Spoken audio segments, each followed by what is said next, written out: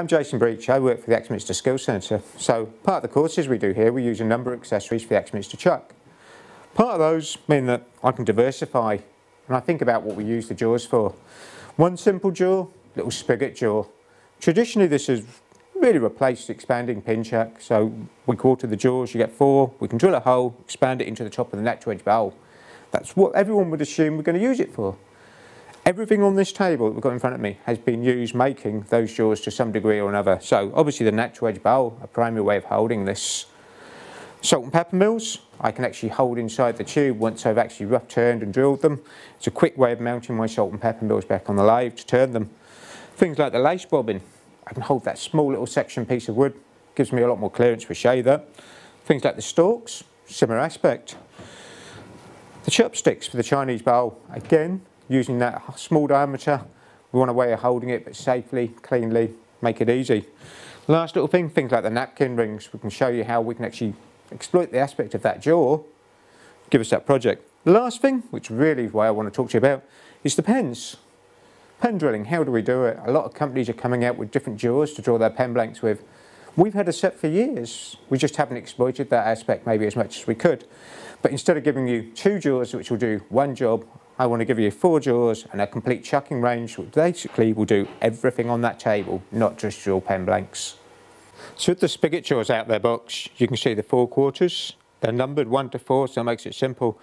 What chuck do they fit? Anything really in the Axminster range. So they will fit the old Clubman, the Calton chuck which was a predecessor, the Super Precision, the new Evo. So any of those chucks we can actually mount those jaws directly onto. So all we will take is number 1, load it onto jaw segment number 1, line it up,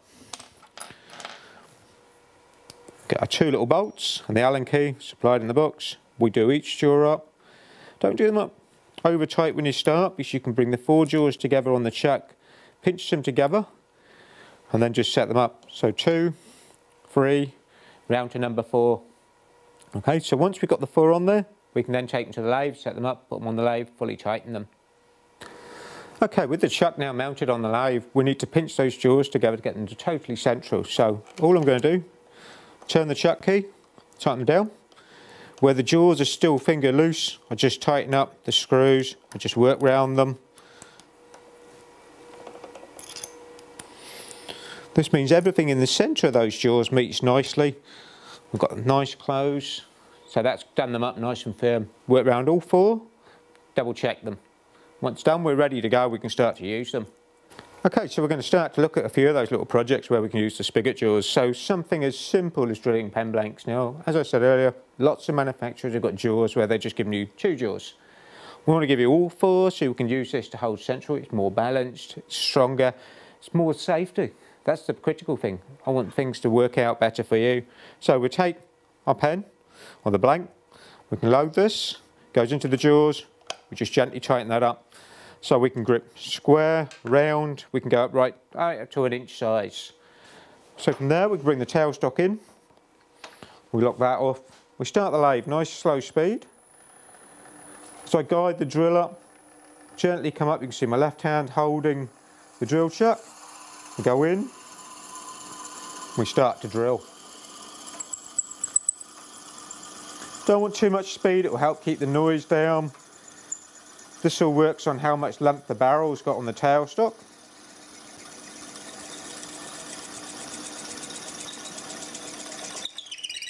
We're done. We'll turn the lathe off, we'll wind the tailstock back.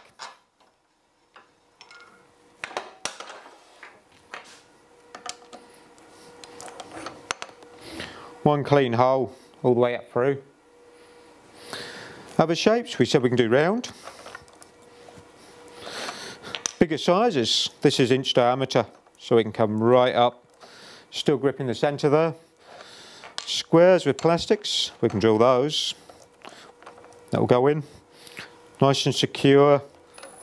Again, we start the lathe, nice slow speed, I just help guide the drill tip. Nice and supported, the blank's held all the way round.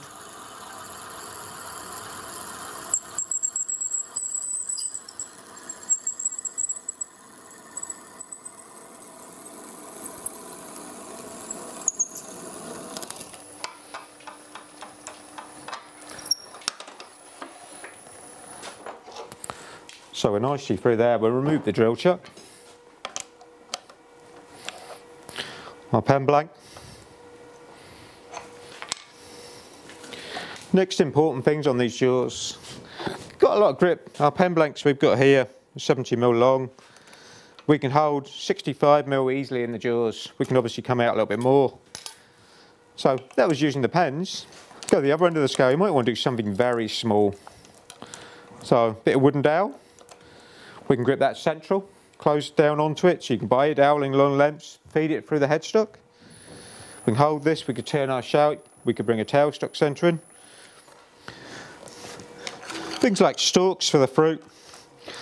I turn quite a lot of wooden fruit, so we can clamp that in. We'll bring the tool rest back over. Get nice and close into here. Our skew chisel. Tool rest up a little bit, we grip that nice and central. The thing I like about this is there's lots of clearance for my left hand to go in here. So the chuck jaws are nicely out the way. I've got enough clearance to get in here nicely. I can start my shaping.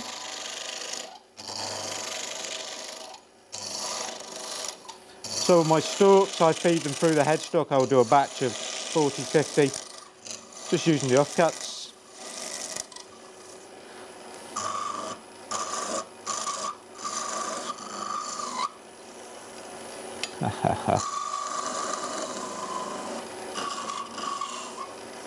Okay, so something as simple as a little wooden stalk's quite easy. Something like the chopsticks, if you want to make something longer, we draw it out.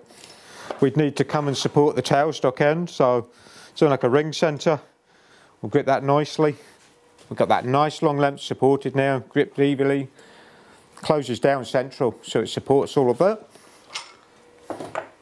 Other little projects that you can use, we already said we started. Something like a salt and pepper mill. So we've got our pepper mill blank. I've drilled these already. I mount them, set of C-jaws on the chuck, drill the holes all the way through. To production run them, I want to hold on that hole. I would also drill them, let the wood dry out a little bit. The beautiful thing with this is with the jaws, they will expand into the hole. Tailstock centre will self-central. Again, I've got a little bit of access down here to get my hand in while I'm working. That'll run nice and clean, allows me to do all my shaping. A lot of access near the chuck. Makes things very quick and simple to do. Also means to put them back on the lathes easy. We said about the natural edge bowl, I was going to show you two different options. So something like a log. All we've done in this is drill an inch diameter hole. We close the jaws down, so instead of using them in compression like we have, we put them on. We gently wind them out. We bring our tailstock up again. A little bit of pressure. Take the speed down when you start. Nice easy way of holding that log. Very central, very accurately, but a lot of strength. Very safe. So we can see how we can do our log bowl. Something like a burr block where you've got the uneven top of this. Very difficult to get anything in. So again, drill a hole. We can load on that hole. We bring the tailstock back up again. I've got a mark in the tailstock end just to help guide it. So we put our block on. Again, that holds things nicely. We can wind the jaws out, put a bit of pressure into there, really grip that. Again, it's going to hold it nice and safely, make it easy to hold. So the last little trick I do with these, use some little offcuts of hose pipe. We push those on. If you put this in a cup of hot water, makes it so much easier to push them on. It expands the pipe a bit. They've gone there. Now why do you want this? You might want some soft jaws that aren't going to mark something. So this protects it.